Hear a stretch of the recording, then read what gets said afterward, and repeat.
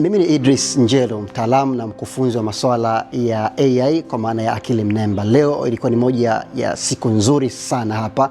Tulikuwa na training ya Agentic AI Masterclass, namna gani watu wanaweza kutumia teknolojia ya AI kwenye kuituma na kuiagiza ifanye mambo kadha wa kadha kwa niaba yao. Unajua AI imekuwa ina faida sana, lakini sasa hivi watu wengi wanaitumia AI kwenye mazungumzo tu na kuchat nayo, na inawaelekeza namna gani ya kufanya vitu. Lakini Agentic AI ni AI ambazo sio zinakuelekeza namna gani ufanye kazi, bali zinafanya kazi kwa niaba yako. Unazituma na zinafanya kazi, kwa sababu watu wengi sana leo hii labda wanafanya matangazo mtandaoni na mwisho wa siku wanapata wateja wengi kwenye inbox zao za WhatsApp au wateja wengi kwenye DM zao, na mwisho wa siku wanakuwa overwhelmed. Lakini kwa kutumia AI agent unaweza ukatengeneza AI ambayo inawajibu hawa watu, inawaelezea hawa watu ukiwa umelala, na mwisho wa siku ikapanga appointment, au watu wakalipa fedha kabisa, wewe ukaona tu hela imeingia kwenye bank account kutumia AI agent. Lakini pia kuna watu leo hii wanatamani kuweza maybe kutengeneza mobile application, kutengeneza website. Ziko AI agent ambazo ukizitumia vizuri na ukiweza zinafanya hayo mambo kwa niaba yako. Lakini pia kuna ndugu zetu content creators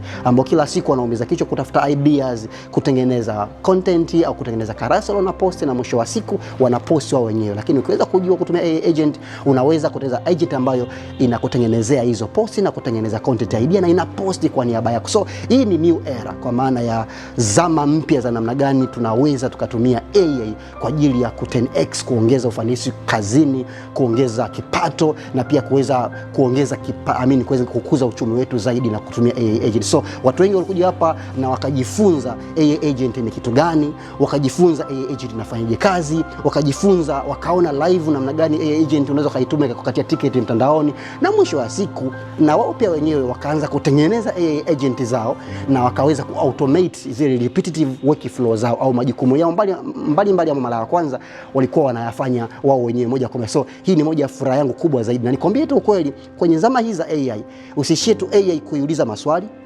usishie tu AI kutengeneza picha na video. Go beyond that, nenda level ya juu kabisa ambapo unaweza ukaiagiza AI ifanye kitu chochote na ukatengeneza real solution, ukatengeneza real impact with it. Na unaweza kujifunza haya yote ni kupitia hizo Agentic AI. Mimi ni Idris, unaweza ukanifollow kwenye YouTube channel yangu Idris Njelo, kwenye Instagram au TikTok kujifunza zaidi kuhusiana na ulimwengu wa AI, fursa za AI, kuongeza ufanisi na AI na mambo ya namna hiyo. Una swali lolote niulize.